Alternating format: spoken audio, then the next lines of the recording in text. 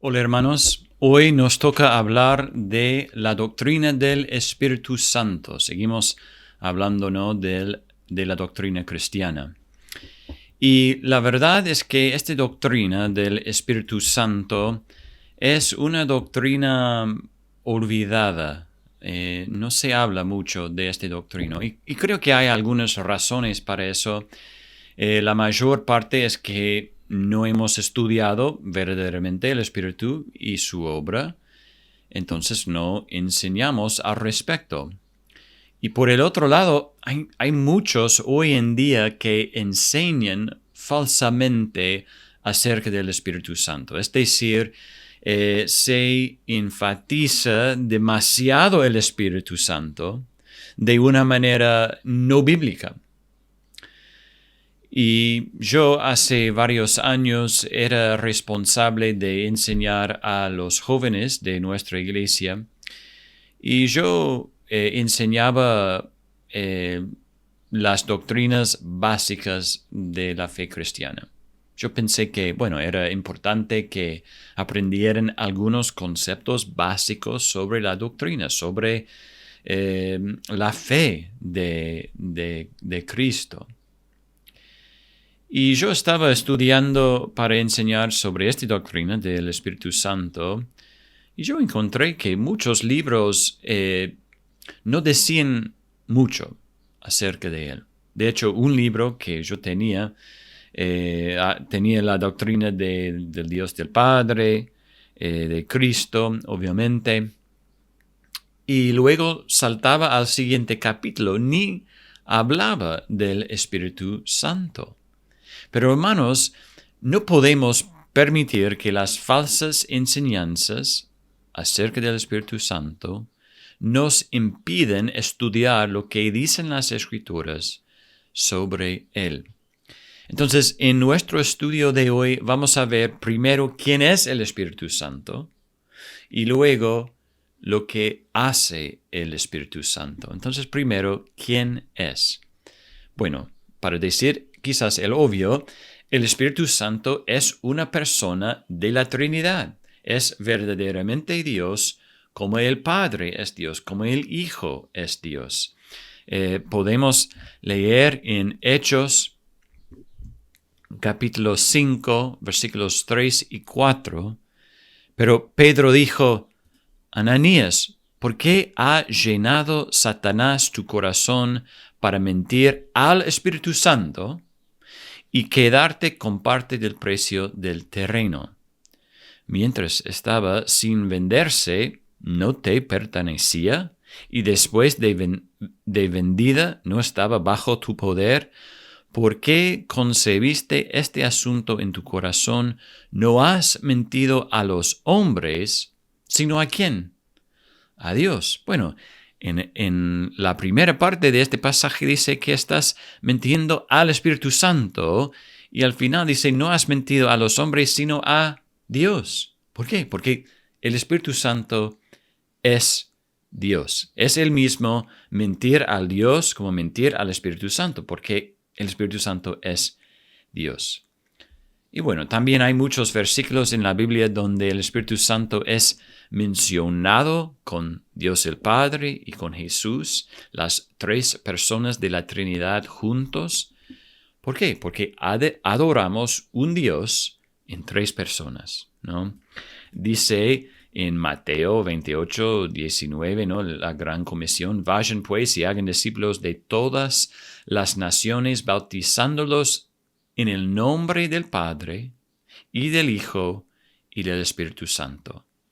Él es Dios. En 2 Corintios 13, versículo 14, la gracia del Señor Jesucristo, el amor de Dios y la comunión del Espíritu Santo sean con todos ustedes. De nuevo, en esta bendición vemos la Trinidad. Vemos que el Espíritu Santo es como Jesús, es como Dios el Padre, es Dios.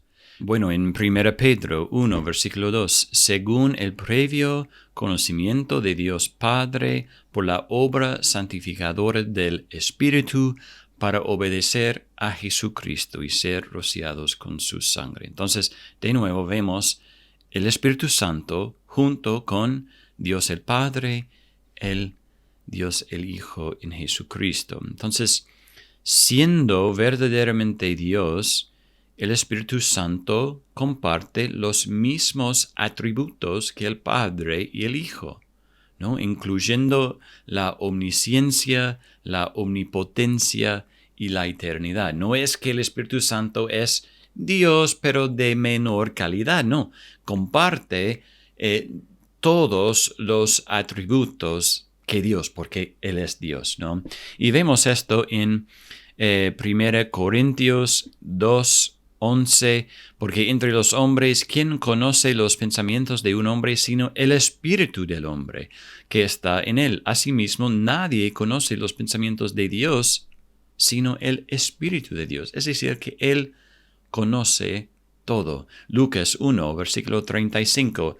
El ángel le respondió: el Espíritu Santo vendrá sobre ti y el poder del Altísimo te cubrirá con su sombra. Por eso el niño que nacerá será llamado Hijo de Dios. De nuevo vemos la omnipotencia del Espíritu Santo. En Hebreos 9, versículo 14, cuanto más la sangre de Cristo, quien por el Espíritu eterno Él mismo se ofreció sin mancha a Dios, purificará nuestra conciencia de obras muertas para servir al Dios vivo. Bueno, el Espíritu eterno también es eterno como Dios es eterno, porque Él es Dios. Bueno, recuerden también, como dijimos cuando hablamos de la Trinidad, todo lo que Dios el Padre hace, lo hacen el Espíritu y el Hijo también. Todo lo que hace el Hijo, lo hacen el Padre y el Espíritu. Y así es con el Espíritu. Todo lo que Él hace, lo hacen el Padre y el Hijo. ¿No? Se distinguen entre ellos en que el Padre generó al Hijo y el Padre y el Hijo exhaló o expiró el Espíritu. Pero como hablamos con Jesús, el Espíritu Santo tiene una cierta misión divina. Jesús tiene su misión divina, el Espíritu Santo también. Pero nuevamente, donde una persona de la Trinidad obra, todos obran, ¿no? Porque Dios es uno. Entonces, el Espíritu Santo comparte los mismos atributos que el Padre y el Hijo. Y siendo divino, el Espíritu Santo es igualmente digno de honor, de gloria, de nuestra adoración. Cuando se condena a Ananías es porque no honró al Espíritu Santo. Vamos a hablar más sobre esto en un minuto, pero se advierte a los creyentes que no contristan al Espíritu Santo. ¿Por qué? Porque Él es Dios y Él es digno de honor y la adoración. Pero, ¿qué misión divina tiene el Espíritu Santo? Es decir, ¿qué obras vemos especialmente aplicados a Él? Entonces ahora vamos a hablar sobre qué hace el Espíritu Santo. Esto es quién es, pero ¿qué hace el Espíritu Santo? Y hay muchas cosas. El Espíritu Santo trabaja para completar y sostener lo que el Padre ha planeado y lo que Dios el Hijo ha comenzado. Eso es lo que dice Wayne Grudem en su teología sistemática. El Espíritu Santo trabaja para completar y sostener lo que el Padre ha planeado y lo que Dios el Hijo ha comenzado. El Espíritu Santo trabaja dentro de las vidas de los humanos. Él es activo en la obra de la salvación, como es el Espíritu Santo quien regenera, ¿no? Vemos en Juan capítulo 3, versículos 5 a 8, Jesús respondió, en verdad te digo que el que no nace de agua y del Espíritu no puede entrar en el reino de Dios. Lo que es nacido de la carne, carne es, y lo que es nacido del Espíritu, Espíritu es. No te asombres de que te haya dicho, tienen que nacer de nuevo. El viento sopla por donde quiere y oyes su sonido, pero no sabes de dónde viene ni a dónde va. Así es todo aquel que es nacido del Espíritu. Él nos da vida. También en Tito 3, versículo 5, Él nos salvó no por las obras de justicia que nosotros hubiéramos hecho, sino conforme a su misericordia, por medio del lavamiento de la regeneración y la renovación por el Espíritu Santo. Él nos da vida. También leemos en la Biblia que es el Espíritu que resucita de los muertos en Romanos 8, 11. Pero si el Espíritu de aquel que resucitó a Jesús de entre los muertos habita en ustedes, él mismo que resucitó a Cristo Jesús de entre los muertos también dará vida a sus cuerpos mortales por medio de su Espíritu que habita en ustedes. Hermanos, ¿cuál es nuestra esperanza ante la muerte? Que el Espíritu Santo nos dará vida. ¿Estamos hablando de muerte espiritual o muerte física? El punto es que el Espíritu es quien da vida en ambos casos. Él regenera nuestros corazones para que podamos creer en Cristo y ser salvos. Pero acá dice, Él le da vida física a Jesús para que pueda resucitar. Y también es nuestra esperanza que Él nos va a dar vida y resucitarnos de la muerte. Bueno, el Espíritu también está activo en la entrega de las Sagradas Escrituras. Esto vemos en 2 Timoteo 3, versículo 16. Toda escritura es inspirada por Dios y útil para enseñar, para reprender, para corregir, para instruir en justicia. La idea es que la escritura es exhalada por Dios, por el Espíritu. En 2 Pedro 1, versículo 21, pues ninguna profecía fue dada jamás por un acto de voluntad humana, sino que hombres inspirados por el Espíritu Santo hablaron de parte de Dios. Él es activo en las Sagradas Escrituras. También vemos que el Espíritu Santo capacita a su pueblo para el servicio tanto en el Antiguo Testamento como en el Nuevo Testamento.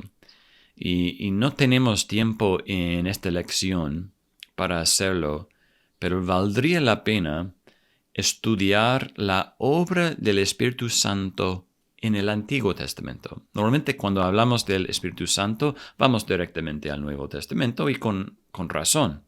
Pero hay muchas cosas que podemos aprender sobre cómo obra el Espíritu Santo estudiando sus actividades en el Antiguo Testamento.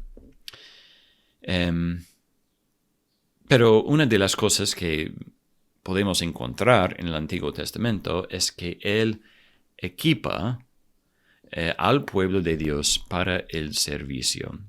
Voy a dar algunos ejemplos del Antiguo Testamento. En Números 27, versículos 18 al 19.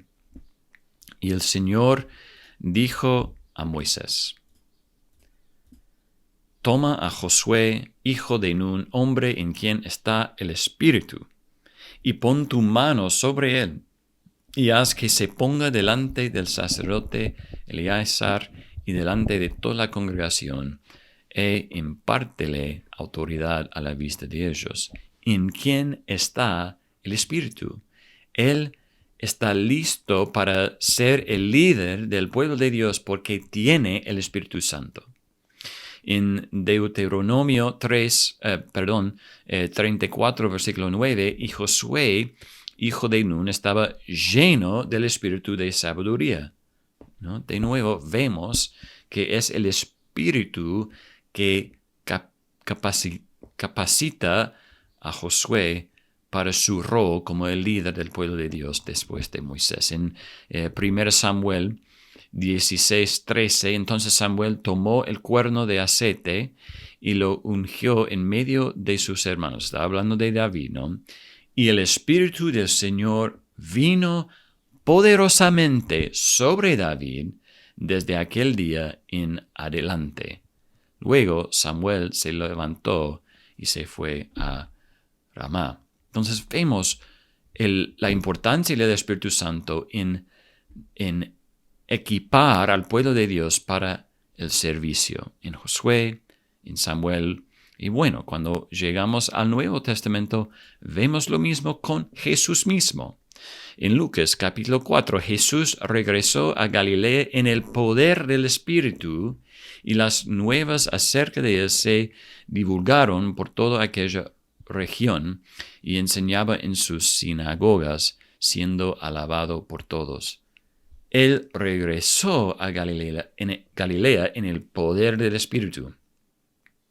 En Hechos 1, versículo 8, obviamente, pero recibirán poder cuando ¿quién? Cuando el Espíritu Santo venga sobre ustedes. Su poder, su habilidad de ir y ser testigos en Jerusalén, en Judea, en Samaria y hasta los confines de la tierra, viene del Espíritu Santo. Él capacita al pueblo de Dios para estas cosas. El Espíritu también obra dando dones espirituales a su pueblo. Obviamente normalmente cuando pensamos en el Espíritu Santo, pensamos en los dones espirituales, pero leemos sobre esto en varios pasajes. Romanos 12, 6 a 8, pero teniendo diferentes dones según la gracia que nos ha sido dada, usémoslos. Si el de profecía, úsese en proporción a la fe. Si el de servicio, en servir. O el que enseña, en la enseñanza. El que exhorta, en la exhortación. El que da, con liberalidad. El que dirige, con diligencia. El que muestra misericordia, con alegría. Son ejemplos, digamos, de los dones que el Espíritu nos da como el pueblo de Dios. No es una lista exhaustiva, o sea, hay más dones que no están en esta lista, pero es un ejemplo. También en 1 Corintios 12, 7 a 11, pero a cada uno se le da la manifestación del Espíritu para el bien común. Entonces, podemos leer todos estos dones que el Espíritu da al pueblo de Dios, pero ¿con qué propósito? Para el bien común, para la edificación de la iglesia. 1 Pedro capítulo 4, versículos 10 y 11, según cada uno ha recibido un don especial, úselo sirviéndose los unos a los otros como buenos administradores de la multiforme gracia de Dios. ¿No? De nuevo, son dones del Espíritu Santo. ¿Para qué propósito? Para servir a otros, a los otros. Y bueno, si bien el debate sobre el Espíritu Santo gira en torno a qué dones todavía están disponibles para los creyentes hoy en día, de nuevo, el propósito de los dones espirituales es edificar la iglesia de Cristo. Una vez más, un estudio de la obra del Espíritu Santo desde el Antiguo Testamento hasta el Nuevo Testamento nos ayudaría en este caso, en este asunto. Tal estudio muestra que Dios usa los dones milagrosos del Espíritu Santo por un tiempo, para un propósito específico, pero luego se mueve hacia medios más ordinarios. Entonces, es importante entender eso. Y de nuevo, vemos esto claramente en el Antiguo Testamento y durante el Nuevo Testamento, ¿no? Pero lo que no puede faltar en esta conversación sobre los dones espirituales es el propósito de los dones. No tienen la intención de convertirse en un punto de división en la Iglesia de Cristo. Más bien, deben fortalecer y edificar a la Iglesia de Cristo. Dice Pablo en 1 Corintios 12, versículo 4, ahora bien, hay diversidad de dones, pero el Espíritu es el mismo.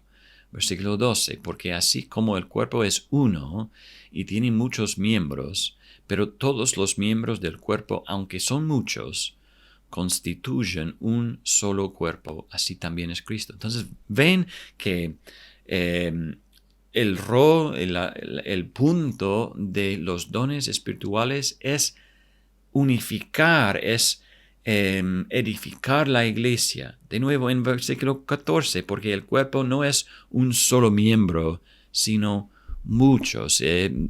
Más adelante en Efesios 4, 11 a 13, y él dio a algunos el ser apóstoles, a otros profetas, a otros evangelistas, a otros pastores y maestros, a fin de capacitar a los santos para la obra del ministerio, para la edificación del cuerpo de Cristo, hasta que todos lleguemos a la unidad de la fe y el del pleno conocimiento del Hijo de Dios, a la condición de un hombre maduro, a la medida de la estatura de la plenitud de Cristo. El Espíritu da dones al pueblo de Dios para edificar la iglesia de Cristo. Esto es el propósito, para que podamos edificarnos unos a otros.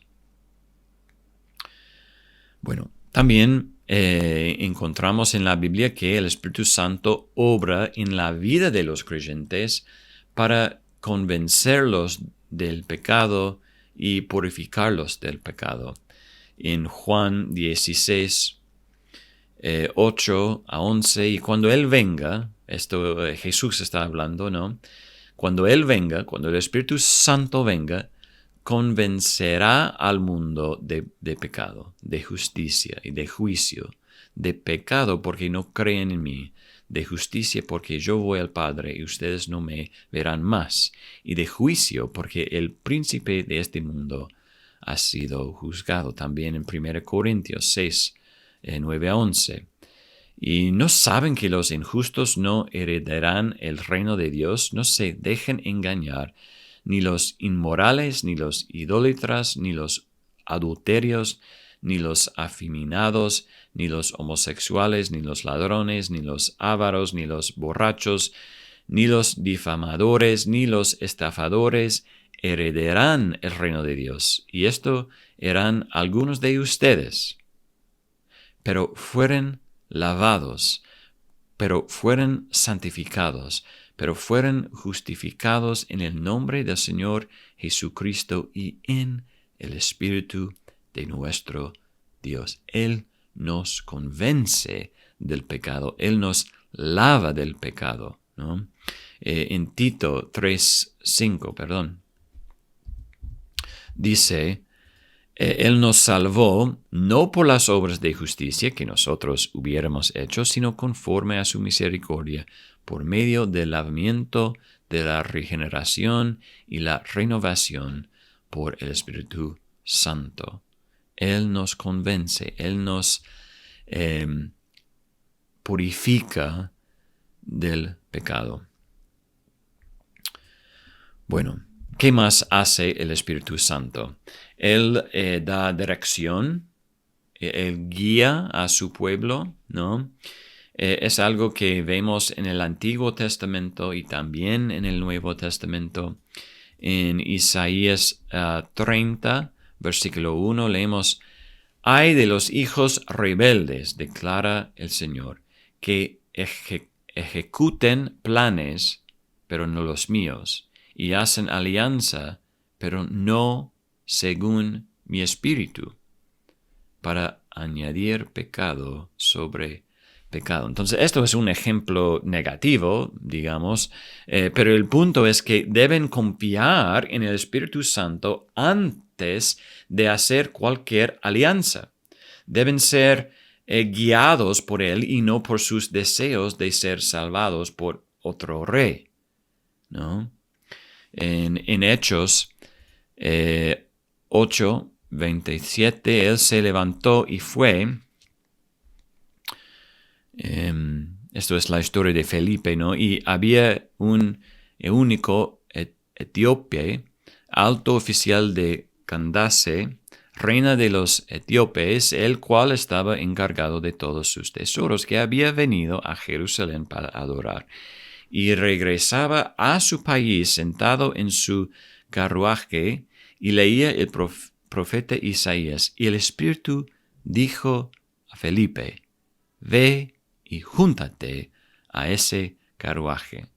Entonces, vemos que hay una historia donde el Espíritu da orden, da dirección, nos guía en momentos especiales para sus propósitos. En este caso, para compartir el Evangelio, para bautizar este hombre.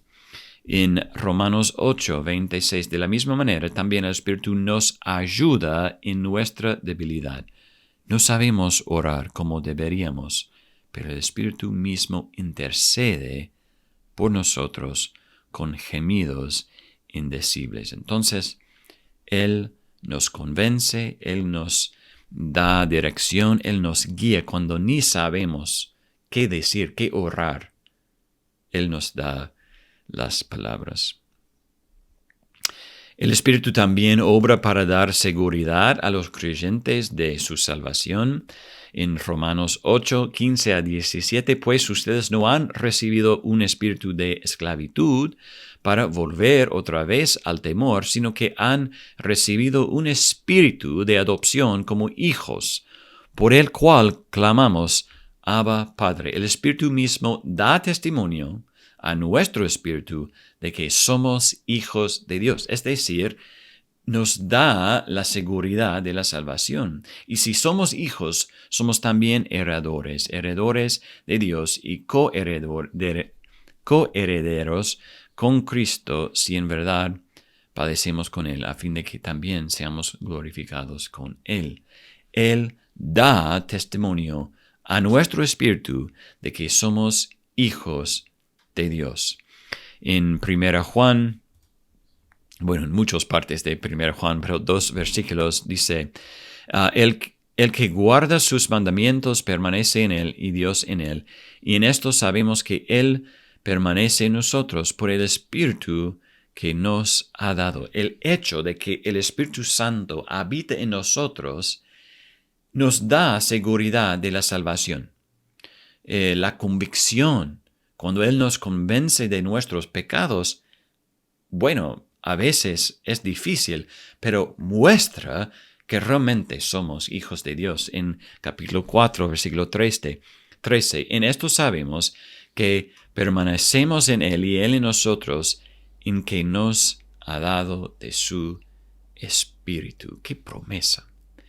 Este Espíritu obrando en nosotros es una obra del Espíritu para asegurarnos de nuestra salvación en Cristo. Bueno, hermanos, otra manera en que el Espíritu Santo obra es enseñarnos. Cerca del final de su vida, Jesús habló a sus discípulos y les dijo que les convenía que se fuera porque enviaría el Espíritu Santo. Entonces el Espíritu Santo obrará para guiarlos a toda la verdad, dijo Jesús. De esta manera, el rol del Espíritu Santo es enseñar a los creyentes. En Efesios 1, 17 a 19, pido que el Dios de nuestro Señor Jesucristo, el Padre de gloria, les dé espíritu de sabiduría y de revelación en un mejor conocimiento de Él. Mi oración es que los ojos de su corazón les sean iluminados para que sepan cuál es la esperanza de su llamamiento, cuáles son las riquezas de la gloria de su herencia en los santos, y cuál es la extraordinaria grandeza de su poder para con nosotros, lo que creemos, conforme a la eficacia de la fuerza de su poder, ¿no? Les dé espíritu de sabiduría y de revelación en un mejor conocimiento de Él. Entonces, es el Espíritu que nos enseña estas verdades, nos recuerda de estas verdades. Y tenemos que entender que el Espíritu Santo nunca nos va a enseñar algo falso. Él nos enseña acerca de Cristo. Él nos enseñará la verdad. Y así que tenemos que tener cuidado con decir, bueno, el Espíritu Santo me dijo tal y tal cosa, ¿no? Incluso, hermanos, les advertiría a cada uno de ustedes que no digan eso a menos que estén citando las Escrituras, ¿no? El Espíritu Santo enseña la verdad siempre. Entonces, si decimos, bueno, el Espíritu Santo me dijo tal y tal cosa, y resulta que tal y tal cosa no es la verdad, entonces estamos diciendo que el Espíritu Santo es un mentiroso, que Dios mismo es un mentiroso. Y esto no puede ser, ¿no? Así que el Espíritu Santo siempre nos lleva a la verdad. Entonces, incluso en la forma en que hablamos tenemos que tener cuidado. ¿Qué más? Bueno, de alguna manera es posible que los creyentes entristezcan al Espíritu Santo. Vemos eso en Efesios capítulo 4, versículo 30. Y no entristezcan al Espíritu Santo de Dios, por el cual fueron sellados para el día de la redención. ¿Cómo podemos entristecer el Espíritu Santo? Bueno, en el contexto acá en Efesios, habla de la forma en que vivimos. O sea, si vivimos de forma con mucho pecado, sin prestar atención a nuestras acciones y nuestras palabras en este pasaje, podemos entristecer el Espíritu Santo, ¿no? También se advierte a los creyentes que no apaguen el Espíritu, como dice en 1 Tesalonicenses 5, no apaguen el Espíritu. De nuevo, ¿qué significa apagar el Espíritu Santo? Él es soberano. ¿Cómo podemos apagar el Espíritu Santo? Bueno, es decir, que no rechacen la enseñanza del Espíritu, no rechacen la palabra del Señor. De nuevo, el contexto en 1 Tesalonicenses nos dice eso. Bueno, debido a que el Espíritu Santo mora en los creyentes, también somos advertidos contra la contaminación de nuestros cuerpos, ¿no? Todos hemos leído en 1 Corintios cuando hablan que no saben de su cuerpo, es el templo del Espíritu Santo. Así que hay que glorificar a Dios en nuestros cuerpos y en nuestros espíritus, dice, los cuales son de Dios, ¿no? Entonces, el hecho, de nuevo, que el Espíritu Santo habita en nosotros nos da seguridad de la salvación, pero también afecta la forma en que vivimos. El Espíritu Santo habita en nosotros, hermanos. Por esta razón deberíamos vivir según la palabra de Dios. Deberíamos obedecer lo que dice Dios. Bueno, en las Escrituras se dan advertencias generales sobre mentir al Espíritu Santo o blasfemar contra el Espíritu. Y estas advertencias y declaraciones no niegan la soberanía del Espíritu Santo, congruente con su divinidad, el hecho de que es Dios, pero sí muestran su función y obra única en este mundo. Por el contrario de blasfemar o mentir, el contrario, los cristianos están llamados a estar en el Espíritu Santo, regocijarnos en el Espíritu, orar en el Espíritu, ser llenos del Espíritu y poner nuestra mente en las cosas del Espíritu. Bueno, hermanos, el Espíritu Santo es Dios, igualmente merecedor de nuestra adoración, nuestro honor, nuestra reverencia. Pero también vemos cómo las Escrituras hablan de su misión distinta de darnos vida, de enseñarnos, de guiarnos. Así que hacemos bien en no ignorar, de hecho, en no apagar el Espíritu Santo. Él es digno de nuestra adoración y de nuestro estudio.